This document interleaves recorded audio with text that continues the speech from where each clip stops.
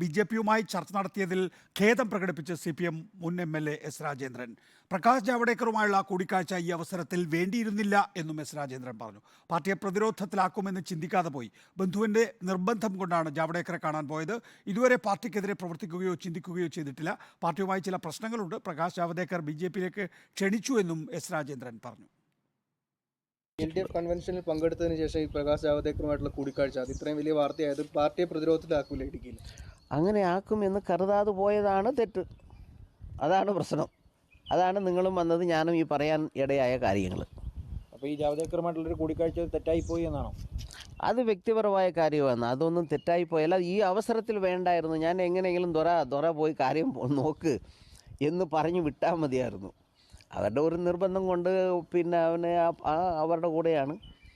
ഒരു ചടങ്ങിൻ്റെ കാര്യത്തിൽ ഒരു വൈഭവമാണ്. അത് എങ്ങനെ നിഷേധിക്കുന്നതെന്ന് പിന്നെ വേറെ പ്രത്യേക ജോലിയൊന്നും ഇല്ലല്ലോ.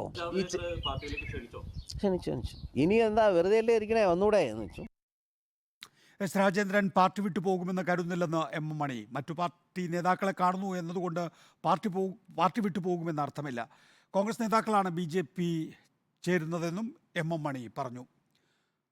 രാജേന്ദ്രൻ BJP പോകുന്നൊന്നും ഞാനിട്ട് കരുതുന്നുമില്ല. ഞാൻ ഇന്നലെയും പറഞ്ഞിട്ടുണ്ട്. ഇനി ആരെങ്കിലും പോവുകയോ കാണുകയോ ചെയ്ത് കാണുമായിരിക്കും. അതൊന്നും എനിക്കറിയില്ല.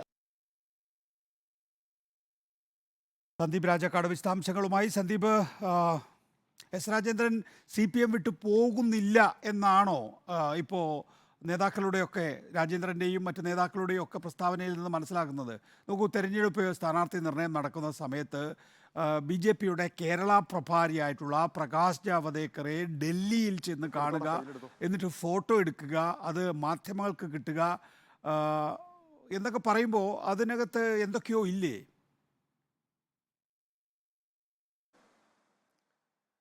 തീർച്ചയായിട്ടും ഇക്കാര്യത്തിൽ ഈ ചിത്രത്തിൻ്റെ കാര്യം പോലും അദ്ദേഹത്തോട് ചോദിക്കുമ്പോൾ പറയുന്നത് അവിടെ ചിത്രങ്ങൾ എടുത്തിരുന്നു എന്നുള്ളതാണ് അദ്ദേഹം വ്യക്തമാക്കുന്നത്. എന്നാൽ ഈ BJP-യിലേക്ക് പോകും എന്നുള്ളത് പൂർണ്ണമായി തള്ളുന്ന ഒരു സ്ഥിതിയാണ് രാജേന്ദ്രൻ്റെ ഭാഗത്ത് നിന്ന് ഉണ്ടാകുന്നത് എന്നാണ് നമുക്ക് മനസ്സിലാക്കാൻ സാധിക്കുന്നത്. എന്തായിരുന്നാലും അദ്ദേഹം പറയുന്നു ഈ സമയത്ത് പ്രകാശ് ജാവ്ദേക്കറുമായിട്ടുള്ള ഒരു കൂടിക്കാഴ്ച വേണ്ടിയിരുന്നില്ല. അത്തരത്തിലാണ് അതൊരു തൻ്റെ ഭാഗത്തു നിന്നുണ്ടായ ഒരു തെറ്റാണ്. അത് ഇന്നലെ നേതൃത്വത്തെ അറിയിക്കുകയും ചെയ്തിട്ടുണ്ട് എന്നാണ് അദ്ദേഹം വ്യക്തമാക്കുന്നത്.